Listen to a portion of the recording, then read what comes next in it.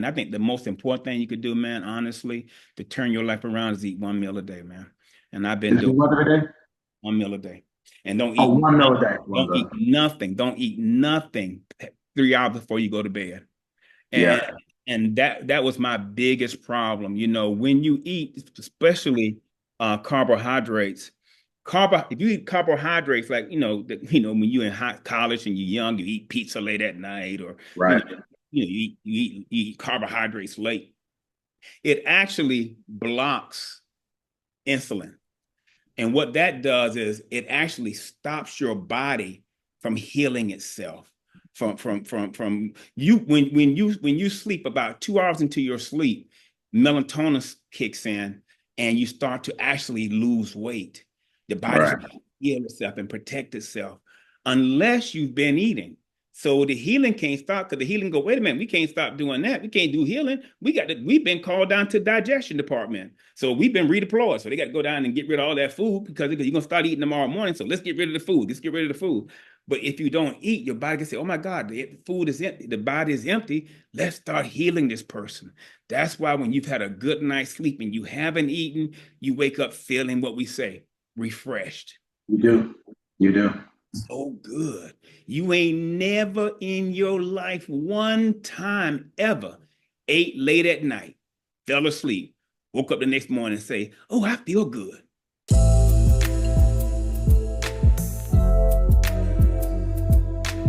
I wanted to start off with a question. What if there was one decision, just one thing you could start doing today that could literally change everything in your life? If you found that one thing you could do, would you do it? And I'm not talking about a new app. I'm not talking about some type of new exercise you can do or pay for a gym membership. I'm talking about something that was done in ancient times, something that is timeless, almost forgotten in our modern world. It's something that could reduce the risk of cancer. It's something that can awaken healing in your body. It's something that could literally sharpen your memory. It could energize your love life. It can make you feel that you were physically, mentally 20 years old again, 30 years old again, 40 years old again if you're older. But it doesn't stop there. It has the power to open doors for promotions on your job. It can let you, and I'm a witness of this, it can show you how to get more sales if you're in a sales profession. It can transform you as a father. This thing I'm going to share with you can allow you to be more cherished by your wife if she's not cherishing you now. And it can give you give you more steam in your position of leadership if that's lacking as well. And get this, the one thing I'm going to share with you, most importantly, will bring you closer to God. In fact, it will bring you closer to God than you've ever been before in your life. Now, I know that sounds a little hyperbolic. I know that's a very bold promise, first thing in the morning. And I'm going to share with you, but I'm going to share with you how to achieve all those things and more. In fact, for the next few minutes, I want you to lean in with me. I know sometimes when we're on Zoom, we got 4 or 5 windows open, we got our phone, we're checking messages, and I get all that. We live in a real world. But if you can commit just until 11:30, just to lean in with me and to focus on what God has given me to share with you, because when I say He's been downloading a lot of information in the past few weeks, I'm not soft selling what I'm about to share with you. Now, whenever you say things like what I just said, in the back of your mind, you're probably thinking, yeah, praying. And I get that. We tend to focus solely on prayer to actuate change in the world. And it's not unusual. Matter of fact, the disciples did it. The disciples attacked every problem with prayer. And don't get me wrong, prayer is an essential tool. But we've ignored another powerful tool in the arsenal of faith as well. Why? Because it's not flashy. It's not marketable. It's not sexy. It doesn't make headlines. It's just simply called fasting. Fasting. How powerful is fasting? Let me go to the secular world first. Fasting is so powerful that Pythagoras, the person who invented the Pythagorean theorem, he's an ancient Greek philosopher, and he would not let any students enter his school of higher education until they completed a 40-day fast. One of the requirements for entry into his college, his university, was to complete a 40-day fast. Why? Because he believed that fasting sharpened the mind, purified the body, and brought a deeper awareness of truth. For him, fasting wasn't just a physical act, it was intellectual as well. It prepared his students to be intellectually aware as well as spiritually aware of anything that they may encounter.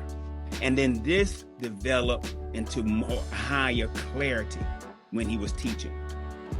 Fast forward a few centuries later, Abraham Lincoln, one of the greatest leaders in our history, didn't just see fasting as a religious ritual. He once declared, and we don't really talk about this in school, he once declared a national day of humiliation, fasting, and prayer during the Civil War. You see, to Lincoln, this was a way to humble the nation, to call people back to God, and to seek divine direction when human wisdom fell short. Lincoln understood that true fasting comes when we lay down our pride and pick up self-discipline. On the whole, fasting, people who avoid fasting, they avoid it because they don't want to deal with the aspect of it that requires them, I'm going to say 100 times a day. It requires self-mastery. It requires self-mastery. In fact, unless you've been under a rock, you've heard about the Diddy trial. I'm sure some of you probably been following it. Some of you most likely are sick of hearing about it already. We're not going to delve into it. But whatever your stance is on it, here's the truth. The trial exposed something you may not have thought about, something much deeper than any crime that might have been committed. We have a billionaire with global access, influence, fame, all crumbling away. Why? Not because of lack of opportunity, not because of lack of intellect, definitely not because of drive and ambition, no, but because of self-mastery. Self-mastery. And what can we learn from the Diddy trial? A man sleeping under a bridge who has control of his flesh and exercise a measure of self-mastery is freer than a mogul who's out of control and cannot. Why? And if you're making notes, please write this down. Real freedom isn't doing whatever you want. And let me just say right here, usually people think, why do you want to win the lottery? Why do you want to come in money? Because I can do whatever I want. That's not real freedom. Freedom is having the strength to say no. Real freedom isn't the ability to do whatever you want. It's to control yourself. That gives you real freedom. Saying no to temptation, to addiction, to overconsumption. Saying no to laziness. You want to measure a man, don't look at his wallet. Look at his will and his self-mastery. You see, money comes and goes, but if that man can control his flesh, he will endure any hard time that comes his way. And let me share something else. And I shared this with Brother KK just on Thursday because, and ever since I talked to him about that, when I called and invited him to the call and we started talking about some things, when I talked to him about that, this has been sitting in my heart ever since I spoke to him. If you ever find yourself in a difficult place in life, I want you to understand this and understand it well. Satan never tempted Jesus while he was on the cross. We don't see no great temptation of him when he was in his greatest pain. He didn't show up when Jesus was weeping in the Garden of Gethsemane and sit there and talk to him. He didn't whisper when Jesus was being rejected by his own people, when he was being falsely accused. We don't see the devil showing up. When he was isolated and alone, you don't see the devil showing up. Not once, not one single solitary time do we see him showing up and uttering a word to Jesus in those moments. But we do know when the enemy starts running his mouth, when Jesus was hungry. See, temptation comes strongest, not when you're suffering, but when you're starving. So if you ever find yourself stuck in a rut, confused, don't know where you're gonna go, what you're gonna do, unsure about your next move, ask yourself this simple question: what am I hungry for right now? What am I hungry for in my life? And I'm not talking about food. That's too easy. Are you hungry for respect? How many men are behind bars right now because somebody disrespected them and they just couldn't walk away? How many men are behind bars right now because they were hungry for money? Hungry for sex to the point where they would do anything to get it. Or hungry for sex to the point that they would break their marriage vows. See, if you can identify what you're really hungry for, then you'll start to see where the enemy will start to attack you. And that's why fasting matters. Fasting. See, real spiritual fasting gives you the power to say no. No to temptation, no to lust, no to shady shortcuts, no to shady people, no to job opportunities that might feed your ego but compromise your integrity. Fasting sharpens your discernment and develops your self-mastery. It's not just about giving something up. It's about taking back control. Again, fasting is not about giving up a meal. That's too simplistic. It's about taking back control of your life. You see, the measure of a man will show up in big things that come our way, but it begins in the small things. Again, the small things. What am I saying? I didn't have the opportunity, or I didn't take the opportunity to serve in the military, but if you served in the military, you understand the value of this principle.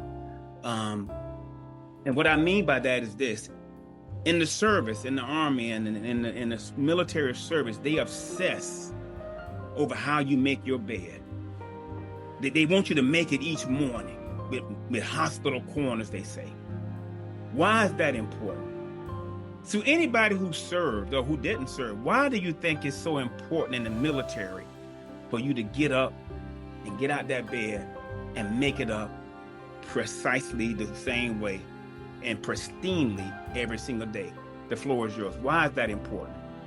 Well, when I was in the Navy, that was for discipline. Exactly. Yeah. Exactly. And to take it one step further, they understand that how you do anything is how you do everything. How you do anything is how you do everything. If you don't show up for the small things, you won't be ready when the big ones come your way. You run on the battlefield and say, "Oh snap, I forgot my bullets." Now you out there swinging a rifle because you didn't remember the small things. So they want you to make sure that you make that bed up precisely the same way and meticulously, and have your shoes shine and have your shirts ironed, etc., every single day. So with that being said, let me ask you a serious question. What if someone offered you a single pill that can reset your body, calm your mind, revive your purpose, make you a better husband, and draw you closer to God? I'm sure most of us would spend as much as it took to get that pill. You probably drop $100, $1,000. Some of you had it $10,000 for a pill that could correct everything in your life. Because that's what fasting does. It hits the reset button on your soul. You know how computer gets all junked up and you call tech support and first thing they say is, something obvious. Okay, take the plug out, count to 30, plug it back in. They'll say that, or they'll say, hit Control+Alt+Delete and just reboot it. Let's clear up the memory. Well, that's what fasting does to your life. It cures diseases, it restores strength, it heals relationships, and it draws you closer to God. Don't believe me? In the Bible, there was a man by the name of Naaman. Naaman was not an ordinary man. Naaman was that dude. Naaman was, as the kids say nowadays, him. He was a commander in chief in the military. He was respected. He was feared. He was wealthy. He was well known. But Naaman had a secret. Under all that armor and awards and achievements he achieved, his skin was rotting away. You see, Naaman had leprosy. And he was desperate for healing. So he heard about this prophet by the name of Elijah, but unfortunately, Elijah lived over 100 miles away. Now, let me put this in context. He had to take a journey by horse and by foot for 100 miles. This is about 5 to 7 days of walking through the desert with his crew. And not only did he do this, but he also took gold and he took silver, because he wanted to show up and he wanted to award the man of God for what he had done for him. So Naaman and his crew, they go down and they head down to meet Elisha. But when he gets to Elijah's place, Elijah sends out a messenger. He don't even meet him. He don't come out and say, hey, Naaman, I'm so glad you're here. He sends a messenger. And the messenger has a simple message. He says, Mr. Naaman, I want you to go and dip in the River Jordan 7 times. I want you to go and dip in the River Jordan 7 times. Now, Naaman was insulted. Why? Because the river was dirty. It was filthy. And so Naaman is basically saying, you want me to do what and what? I'm Naaman. I'm that dude. I'm him. I'm Himothy Naaman. So Naaman is a little bit insulted. Not only do you not come out to meet me, not only do you send your boy, you want me to go dip in this filthy, garbage infested, nasty, insect infested water. But so Naaman's getting ready to go, you know what? Forget this. Because why? Because Naaman was hungry for respect and almost to miss his blessing. But one of his servant girls tells him, well, I understand this is insulting, but if the prophet had asked you to do some great thing, wouldn't you have done it? So why not obey and do this small thing? Why not obey and do this small thing? And that's us. We want the dramatic. We want the big stage, the fireworks. But God is saying it don't take all that. He's saying great changes are made in doing small things. My God, again, great changes are made in doing small things. So Naaman obeys and he goes and he dips not 1, not 2, not 3, but 7 times. And he came up healed, but more importantly, he came up transformed. My brothers, fasting is our Jordan River. It's a relatively small thing that can change everything in our life. And it's not exciting. It's not glamorous, but it works. It heals your body. It refines your discipline. It sharpens your senses, makes food taste a lot better.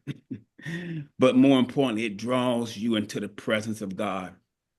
The Honorable Elijah Muhammad once said, 1 meal every 24 hours is sufficient to God. And he said, and it's equal to the power of taking 1 billion pills. We practice just eating 1 meal a day. And now modern science is finally catching up to this. Studies show, and I don't have time to give you the sources right now, but if you text me, I'll send you the sources, that fasting reduces the risk of getting cancer by 70%. That fasting reverses the insulin resistance. That fasting boosts HGH in our body by 2,000%. People are taking pills and injections for human growth hormones. It does it naturally. It accelerates cellular repair. And you can do all of this with no pills, no gimmicks, just water and time and God. Water, time, and God. So today I'm going to share with you my personal fasting journey.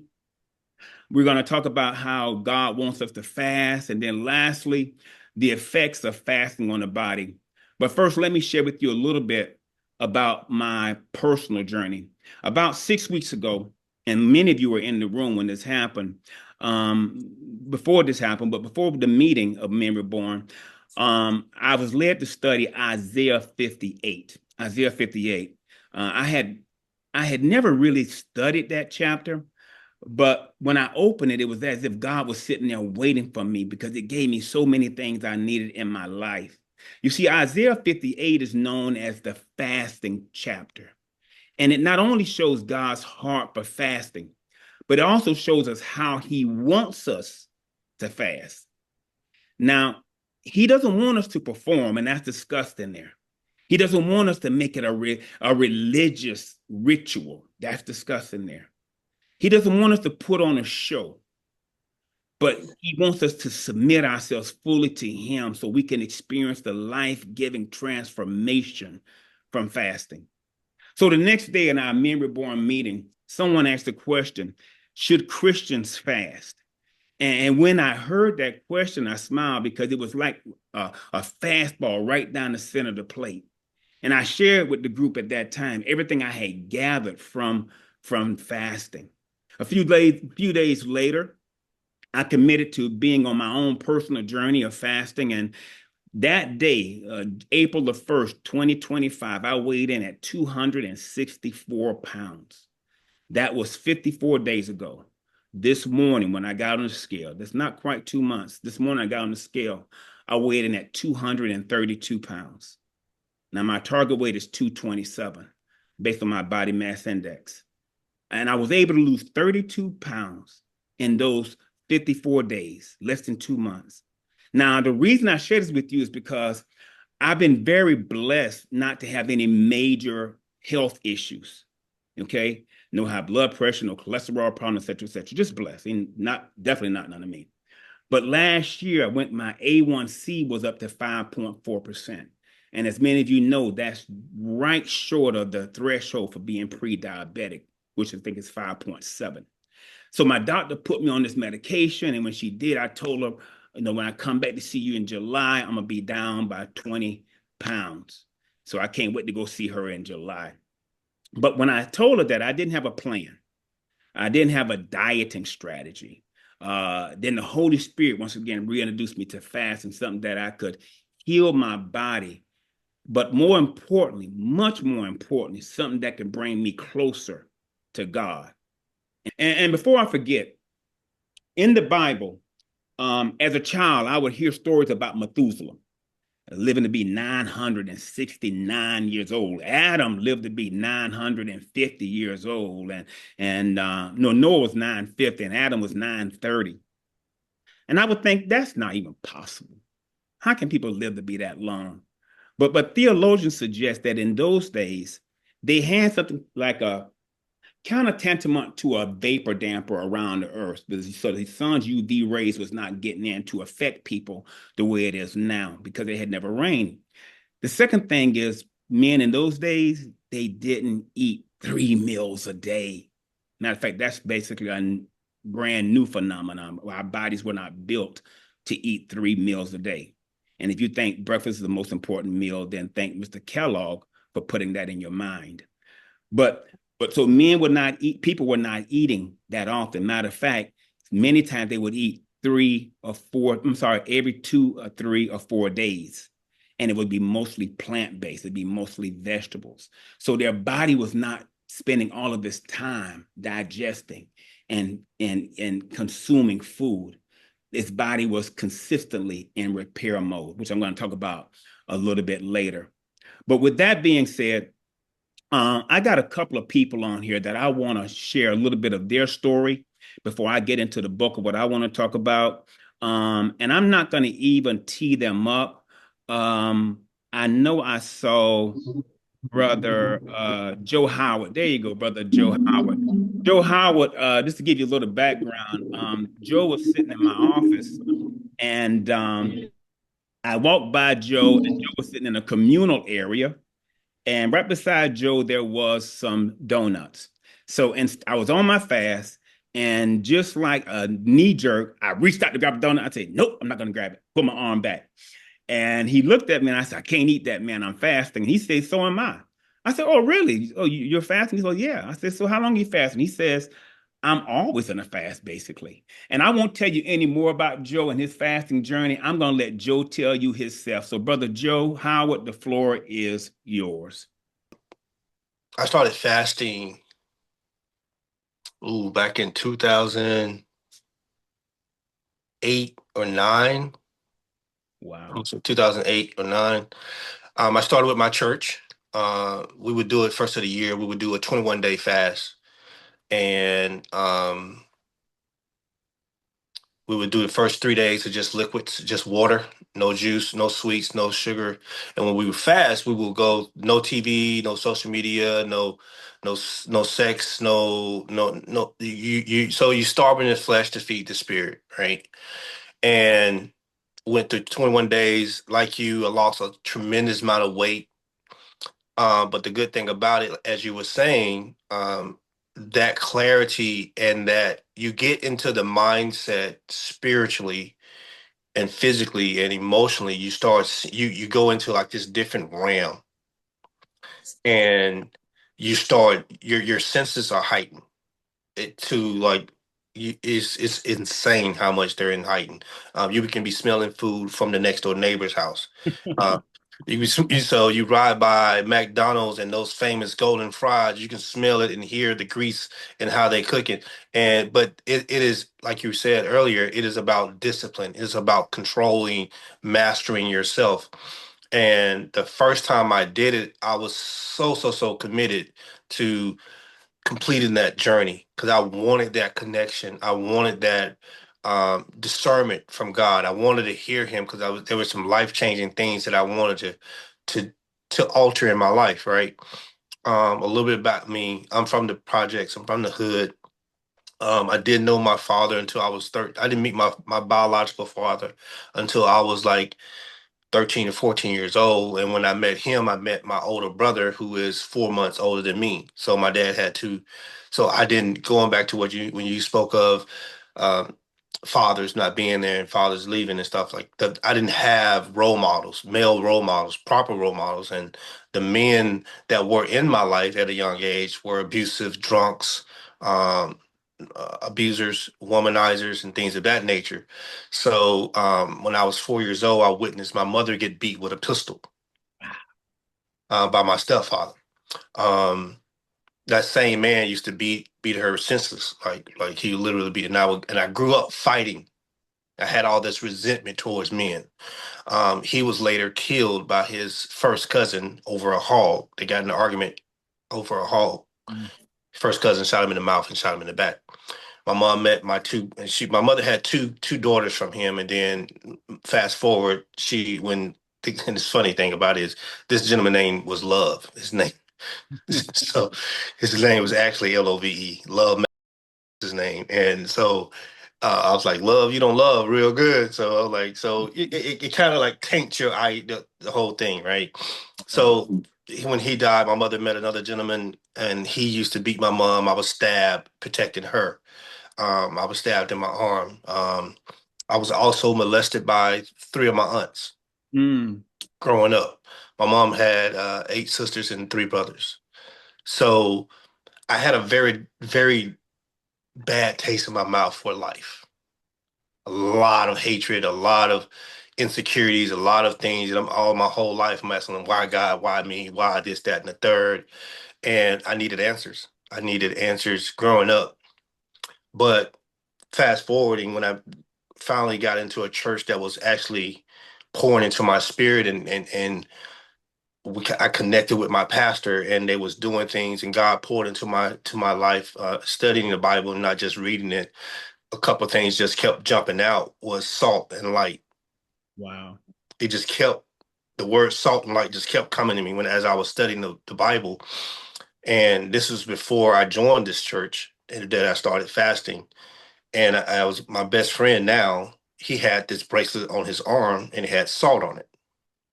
I was like, tell me about that because God had already given me the revelation about salt. And you guys, I'm sure you guys probably already know this stuff, but um, those are two of the main principles that I live by, the salt and light principles for me. Um,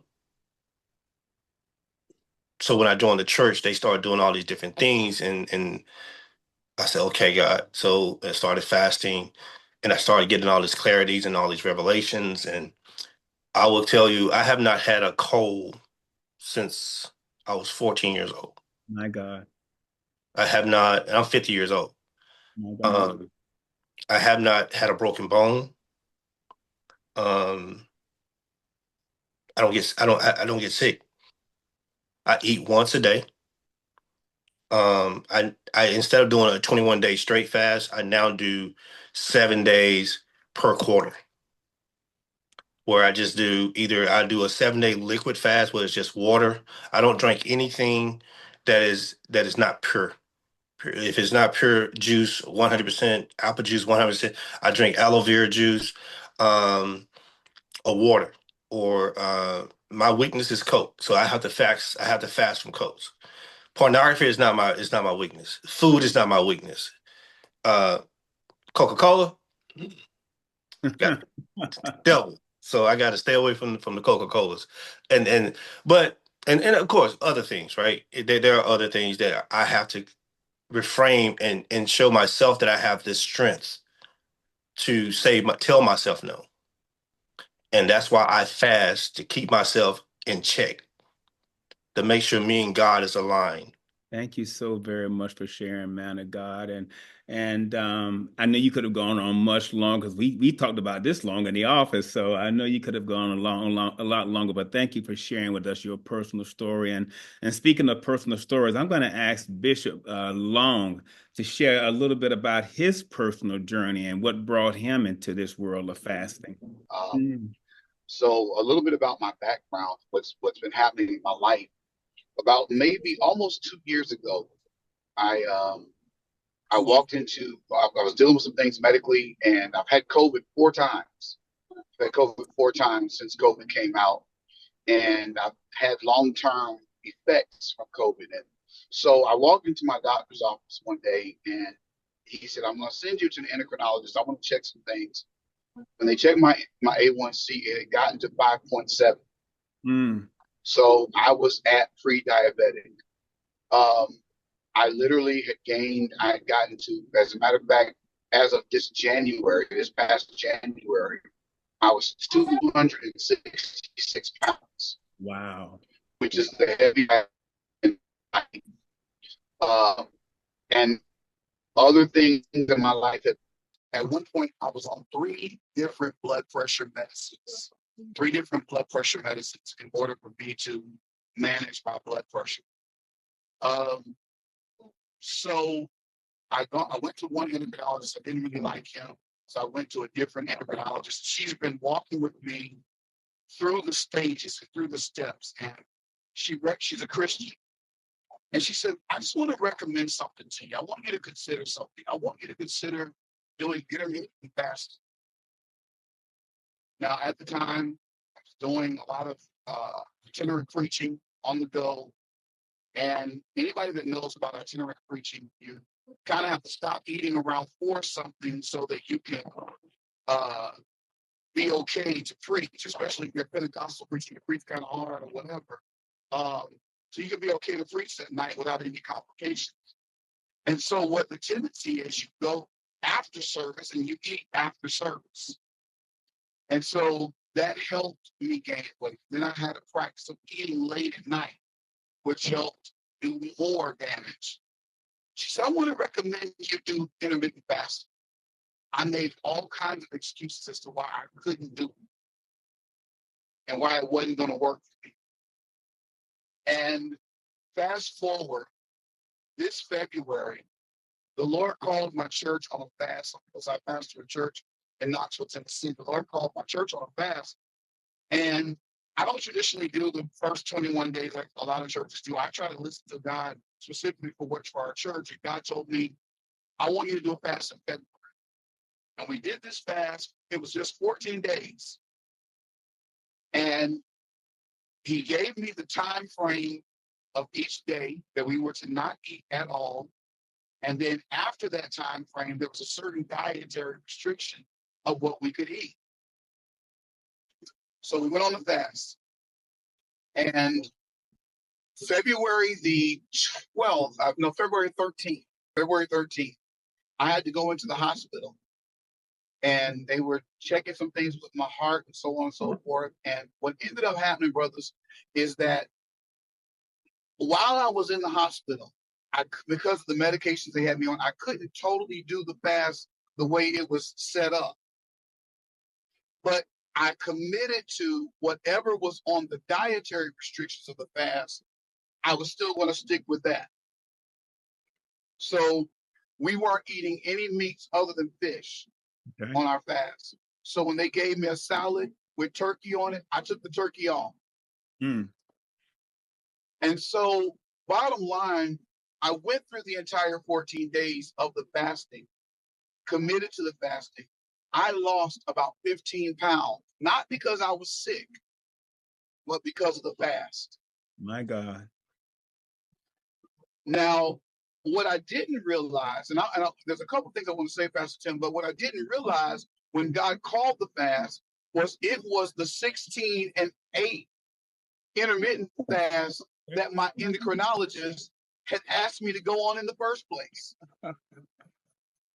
Look at God. I didn't pay attention to it until later on. I was like, wait a minute, 1, 2, 3, 4.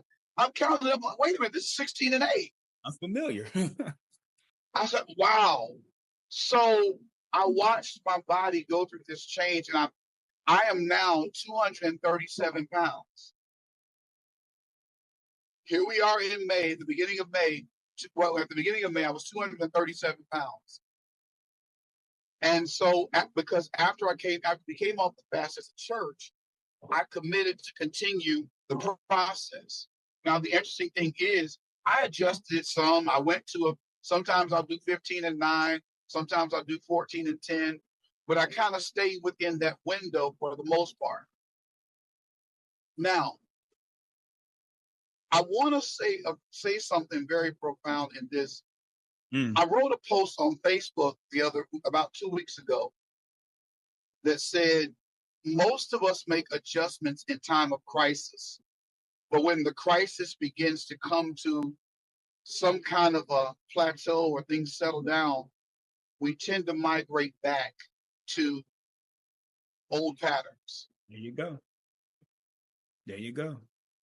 And I want to say to the brothers, if you're listening to what Pastor Tim is saying and what's been said so far, what Brother Joe has said, and you say, well, I want to try it, I'm going to give it a shot. I'll be honest with you. Even since that time, I found myself fighting with going back. Wow. And I want to be transparent about that, because a lot of times in those moments when we do fall back into certain things, it becomes our grounds on which to give up. And I feel led of the Lord to just say, don't give up. Get back on the horse. Keep riding. Keep going. The journey is about the long haul. It's not about the momentary. My God. It's about sticking with it. It's about continuing to go on. Because if you continue in the thing, that's when you can find the greatest blessing. You'll see, matter of fact, the testimony will be stronger It will be stronger if you get back up. That's it. I'm not advocating giving up. I'm not advocating falling. I'm not advocating, and I'm not just talking about sin per se. I'm not advocating that. But if you find yourself there, the testimony is greater that you get back up. You know what? I'm determined. I'm determined. The last thing I'll say is this. There's so much more I could share, but the last thing I would say is this. I am so grateful. Well, last two things I'll say is I am down to 1 blood pressure medicine from 3. And to the point where a few weeks ago, we had to really kind of have a conversation with my doctor because my blood pressure was actually starting to go a little bit too low for the one that I'm on. Exceedingly abundantly. Above. But now, let me throw this last thing out, and I'll turn it back over to you, Pastor, because this is, I told you that our conversation the other day when you invited me onto this Zoom triggered something in me. And this is not to minimize the word that you're giving on fasting. It's actually to accentuate the word that you're giving on fasting, because you talked about like all the things that it can affect. And you talked about the effects that fasting has on us as individuals. Yes, yes. It has now triggered a series that I'm going to teach in my church called Stewardship. Because the Lord said to me after we talked, how you steward your life will determine the fruitfulness of your life. How you steward your life determines the fruitfulness of your life. This thing called fasting really falls in line with the bigger picture of stewardship. Yes, yes. And you said it earlier, how you steward one thing affects how you steward everything. That part. So now, if we learn to steward our bodies right, it helps to steward our health properly. If we learn to steward our bodies right, we'll also even practice stewarding our money better, stewarding our families better, stewarding our mental health better. So my challenge to the brothers, as I turn this back over to Pastor, is consider what's being said here today very strongly. Consider developing your fasting regimen. You may not be able to do what Brother Joe does. You may not do the 16 and 8. But I challenge you to consider doing something. Start somewhere, particularly in the area of eating. Thank you so much. Tim, can I piggyback off that? I'm sorry, sir. Yes. But yeah, so I have a few friends that have gone over to Europe or some other country across where they ate more food in the time that they was there and lost weight. Yep. Versus coming to America and eating 3 times a day and gain all this weight. It's something within the food, but it's not just about the food. The food is one thing. So, but we're talking about food, but at the same time, the body is going to protect itself. God designed it for that very reason. It knows when it needs what it needs. But we program ourselves to know that, like you said earlier, oh, we got to eat at 8, 9 o'clock in the morning. We got to eat. It's 10 o'clock. You just ate at 8. Now you think at 10:30, you think about what you're going to eat for lunch. And then after you eat lunch, you're like, man, what am I going to eat for dinner? You're not even hungry. You're not hungry. Your body is going to let you know when you're hungry. You just eat just to be eating. So it's going to fall back on that discipline thing. But the most important thing for me when I fast is having that connection with God. To Pastor Long or Bishop Long that just spoke, it gives you that kind of like, that gives me my authority to walk in my dominion. So when I walk into a room, I know that I changed the atmosphere. I know that when I hear certain things, I know that it's not of God, that is not what we talked about, that it's not for me. That discernment And that clarity that I have after I've came out of fasting or I've came out of time of meditation with God, I'm able to be able to manage that better. I'm able to have a better steward over me, because your body's, you have to be a good steward of your body too. Because I promise you, if you're not, you won't be here long. And Right. and Pastor Tim, may I jump in one more time in that regard? You know, when the man had a son that was bound by unclean spirits, Jesus said, "Bring him to me." And then after, you know, Jesus cast the devil out, the boys' disciples said, "Why couldn't we cast him out?" And Jesus said, "This kind comes forth with nothing but fasting and prayer." And the thing is, here's the profundity of that text. The message that we in the especially Pentecostal church, but not limiting to the Pentecostal, really get hyped on, oh, this kind come forth with prayer and fasting, prayer and fasting. But the message of the fasting was not just, and this is tying what Brother Joe said, it's not just this spiritual thing in the sense of the act of fasting. It's talking about the faith in God, because Jesus says before that, he says, you couldn't cast it out because of your unbelief. My God. So it means that there's a direct tie-in with the principles of fasting that helps to develop faith and connection with the Father. My God. There's a direct tie-in with the fasting that gives us a direct connection with the Father that helps us to handle by way of belief and not unbelief.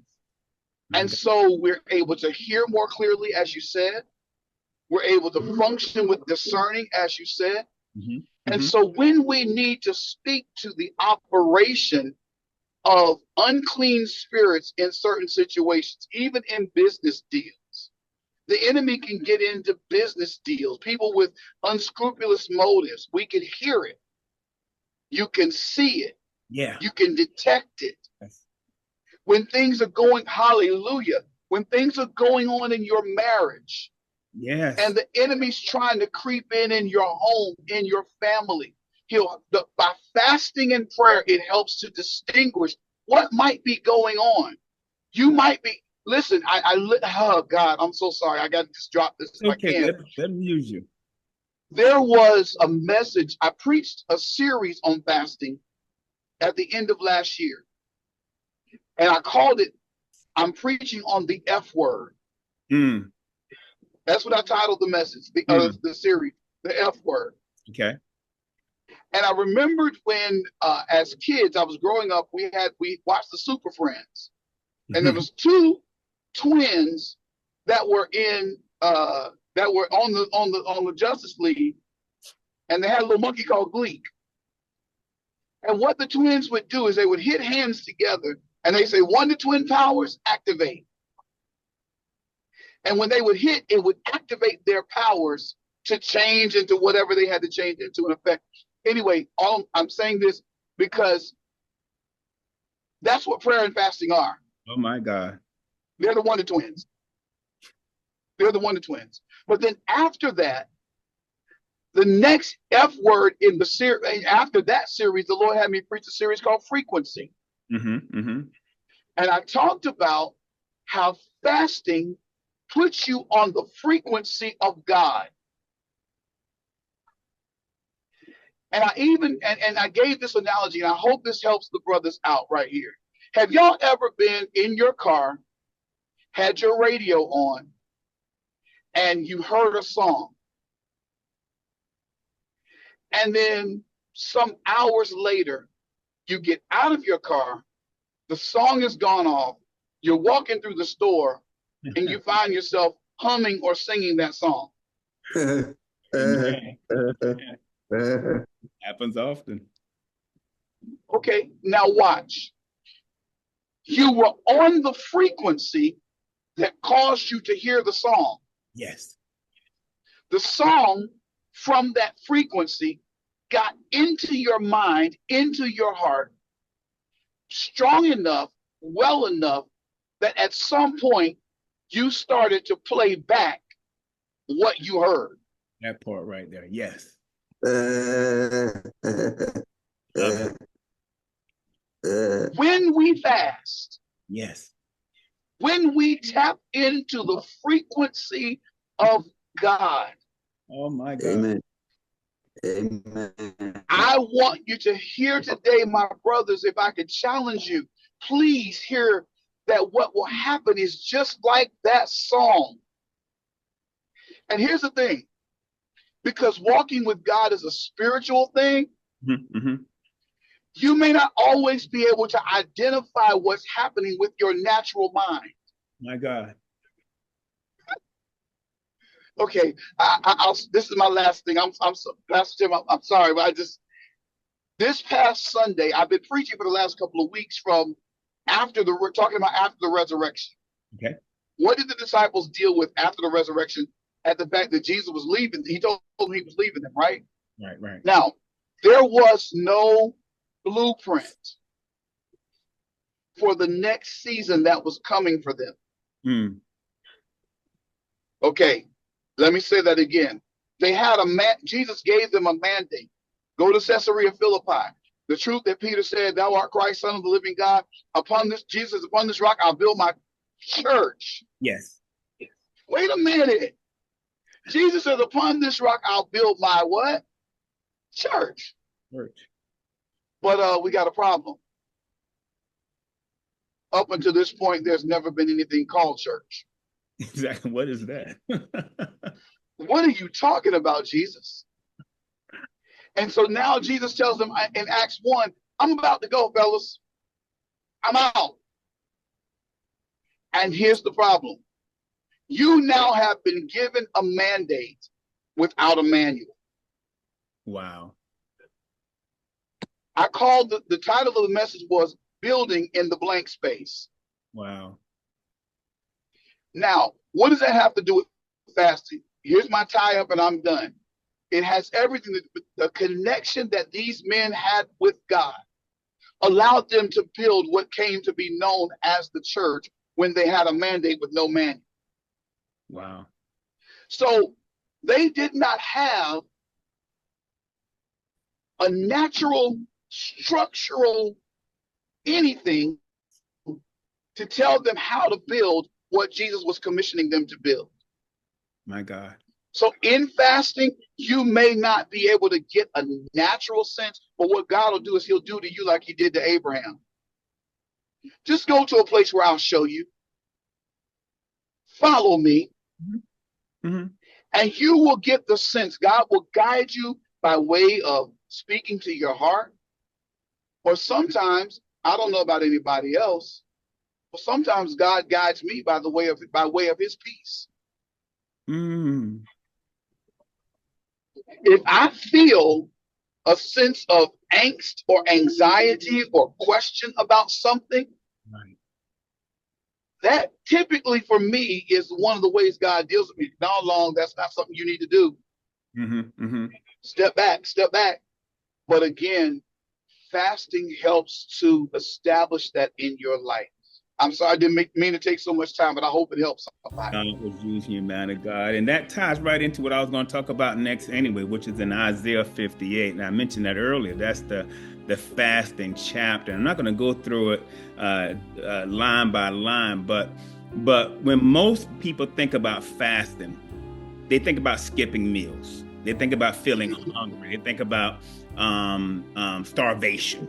Okay, but that's not fasting. That's a starvation or a dieting. Fasting is not about starving or dieting. That's too simplistic. In Isaiah 58, God clearly explains what fasting is and what he expects from our sacrifice. You see, in this chapter, we find that God is not impressed with empty rituals. God is not impressed with you fasting to just lose weight. God's not impressed with you fasting to impress others. Fasting for health purposes. These are benefits of fasting, but should not be the focus of our fasting. See, we all know the scripture, Matthew 6:33. Seek ye first the kingdom of heaven, and all these and his righteousness, and all these things shall be added unto you. Okay? So when you fast, you seek God first, and then all those other things will fall into line. We begin with our fast with the hunger and thirst for his righteousness. Basically saying, God, if I gain weight, if I can just get in your presence, that's all that's important to me. And as a result, everything else tends to just work out for itself. Also, we find in Isaiah 58, and I really want you to read this when you have some time, that fasting according to God isn't about looking spiritual. It's about living spiritual. It's a call for men to step up, to take responsibility, to lead their families in a godly way, to be responsible and to serve him with purpose. Let me say that again. It's a call for men to step up, take responsibility, lead their family responsible, and to serve God with a purpose. First and foremost, God tells us to stop acting religious in Isaiah 58. See, the people in that day were fasting, they were bowing down, they were wearing sackcloth and ashes. They were basically doing all the aesthetic things to look holy. But God saw right through that. They were still fighting. They were still oppressing and taking advantage of their workers. They were still being arrogant and nasty in their spirit. That's like skipping lunch and breakfast and saying, I'm fasting, but cussing your wife out on the phone, ignoring your children.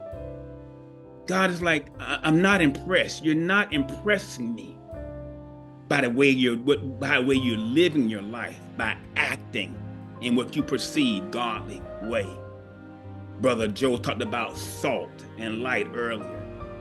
Okay? God's not impressed with us looking holy while living selfishly. He's saying, be real, don't be fake. So secondly, God says to start breaking chains. This is where the rubber meets the road. Real fasting should lead to what I said earlier, freedom. Real freedom sometimes means forgiving someone who hurt you. Maybe it's helping a friend stuck in an addiction. Maybe it's opening your eyes to people you've ignored in the past, a homeless person per se. Yesterday, I had a very busy day. I had a 9 o'clock, a 10 o'clock, and a 12 o'clock. My 9 o'clock ended on time. My 10 o'clock was running long, but ended just in time for me to get to my 12 o'clock. I'm on the road, headed down Campbellton Road. If you're in Atlanta, you know where I was. Headed down Campbellton Road, full speed, trying to get to my 12 o'clock appointment. According to my GPS, I'll be there right around 12 o'clock. As I'm driving down the road, I noticed some feet sticking out. I looked a little closer and there was a man laying on the ground. His feet was twitching like this here. I don't have a medical background, okay? People were walking past him, walking over him. I did a U-turn, pulled up in the gas station thing and got my phone, called 911, got there looking at the man, but by the time I got to him, another lady ran across the road. She says he's having a seizure. She turned him over, and then EMS was giving us directions as to what to do to him at the time, and we just sat with him until EMS got there. Having said all of that, people were walking past him as if it was garbage, as if it was just an animal or something. Why were they able to walk past this person who could have been dying? They don't know, because they were bound to their flesh, their concerns, what was important to them, what served them. I ain't gonna be late to my appointment. I got to go have lunch. I need to get home. It's Friday. They were not free to help a person in need. So that's what God is talking about. He wants us to fast not just by subtraction, removing food from our lives, but by addition, adding justice, adding mercy, adding love for our brothers and sisters. And the third thing God calls us to do when we do spiritual fasting in Isaiah 58 is to step into kingdom action. Isaiah says we are to feed the hungry, shelter the poor, and clothe the naked. It's hands on, not arms crossed. It's hands on to help people in the world. To be that person who acts. What if Christians, I don't know, this is a crazy idea, just out of the blue. Okay, walk with me now. But what if Christians acted like Christ? Wouldn't that change the world? If we just acted like Christ. Fasting helps you get into that frame of mind. Too often we use fasting to get something from God. But God wants us to use fasting to get something through us to bless others. Again, God wants us to get something through us to bless others. When we fast His way, our light breaks forth like the sun. Our healing then naturally comes to us because we are a vessel of Him. How could God shine through us and us not be blessed in ourselves as we reflect on to others? This kind of fast isn't easy. It's not passive. It requires a heart change. It requires action. It requires humility. But here's the promise. When we fast God's way, He shows up. Not just to bless us, but to use us. And that's what being a real man is all about. Now, lastly, for the next 4 to 5 minutes, I want to talk about how fasting heals the body. And I'm not going to get too deep into this because this could really go out on a limb here. But one of my guilty pleasures when I'm on surfing YouTube, I like to watch little videos of animals in the wild. And one thing I noticed that when an animal's in the wild and is sick or is wounded, it tends to stop eating. You can have a dog, you can have a cat, and the vet asks you, are they eating? And you said no. The vet knows something is definitely wrong. But with us, not only are we told to eat more, we're also told to ingest more pills. But you don't really hear people saying, stop eating. That's why I was really impressed with the endocrinologist, I think he said, that Bishop Long had mentioned. Because in modern medicine, they tend to push pills on consumers to tell you a way to get healed. I mean, I tell you a fast and efficient way to get healed is to take this, drink this, eat this, and it will cure this, that, and the other. And we become a nation of addicts. Why is it so difficult to stop eating? Brother Joe mentioned this earlier about how in Europe people could eat more and lose weight because we have so many additives in our food. So many things that are literally put in our foods to cause us to eat it more. And I know many people worship at the shrine of Chick-fil-A, but Chick-fil-A has 55 different added ingredients in a Chick-fil-A sandwich. 55. One of them is breast. What's the other 54? Well, one of them is an ingredient to make you come back. That's why that line is so long. That's why people eat Chick-fil-A and can't get upset on Sunday because it's not open. McDonald's and every food chain typically does it. That's why you can set a McDonald's Big Mac on your shelf. And in 10 years, it'll relatively look the same.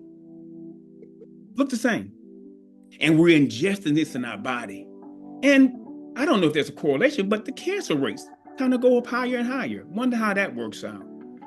But when you eat clean, your body is renewed. You see, when you stop eating just for 12 hours, 18 hours, your body does miraculous things inside. You go into this thing called, and I'm not going to inundate you with a lot of biological terms, called autophagy. Autophagy is basically when your body starts cleaning out damaged cells. It's breaking down dysfunctional proteins. It's recycling things in your body, waste in the cells that your body doesn't need. Think of it as spring cleaning at the cellular level. But here's the problem. When you eat on the average every 3 or 4 hours, as Joe was saying earlier, you're never allowing your body to get into the process of healing itself because the body is too busy digesting meals. It takes about 12 hours to digest a single meal. 12 hours. So if you're eating 3 to 4 hours, your body is spending the bulk of the energy, what? Just getting rid of what you had last night. And then here comes the lunch. Okay, here comes the snacks. Okay, here comes the dinner. Well, when does the body have time to start cleaning itself up? You give your body a break from digestion, then it can start cleaning up cancer cells. It can start cleaning up diabetes. It can start cleaning up anything in your body that was not created to be in your body. And I'm not talking about either or. I'm not saying take medicine or fasting. I'm talking about a both and. I'm talking about working with your doctor to get things to help your body get out of this cycle of death that we've placed ourselves into. I mean, it's so rare, once again, to hear an endocrinologist say what Bishop Long says he has said. Because why is that? Because for many people, and the reason they don't say stop eating, for many people, they will say that's a quack. I got to eat something. I can't skip breakfast. That's the most important meal of the day. I can't miss lunch. So here's my advice to you, and then I'm going to pray and we're going to let you go. Try it, as Bishop Long said earlier. And don't try to start with a 3-day fast or even a 24-hour fast with water. Don't even try to start that way. If you're not used to fasting, start with a 16/8, eating for 8-hour periods, and then stop eating for 16 hours. And be very consistent with that. And then if you want to step it up again, try to do 20 hours of fasting and just 4 hours of eating. And then you want to step it up again, don't eat during the daylight hour. There's a lot of people in the Bible did just that. You could try the Daniel fast, and that's a fast I can send you more information about later on. But try to do those things there to give your body a break and allow it to heal itself. But most importantly, and here's the most important advice I can give you. When you start to fast, expect cravings, expect yourself to want things you don't even like to eat that much.